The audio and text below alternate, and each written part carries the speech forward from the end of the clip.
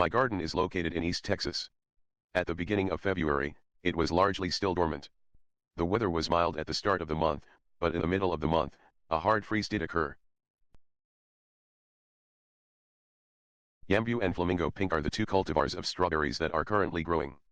The Yambu strawberry did begin to flower in the early part of the month, but the hard freeze killed the flowers. The strawberry plants had produced runners last summer, which had rooted. To help improve growth and decrease competition, I dug up and replanted some of these strawberry plants. The peas that were planted in January have germinated well. There was a variation in the germination, with the Sienna variety seeming to be all of the seeds, while the other pea, PLS 595, was somewhat less.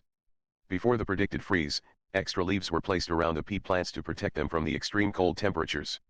The hard freeze in the middle of the month did seem to cause a short-term wilting of the plants, but they quickly recovered and seem to be well. They are growing slowly.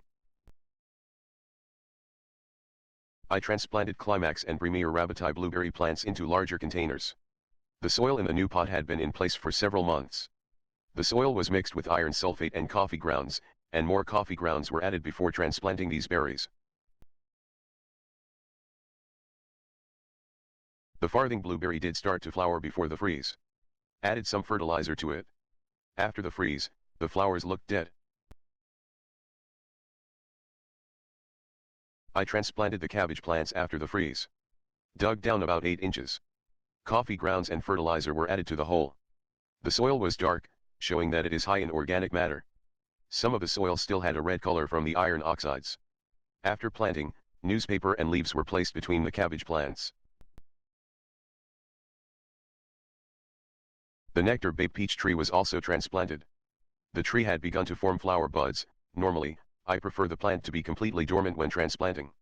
To remove the tree from the original pot, I was forced to trim the roots because the roots had grown through a hole in the pot and could not be pulled through the hole. Coffee grounds and fertilizer were mixed with the soil in the pot. The fertilizer contains microbes, including mycorrhizae.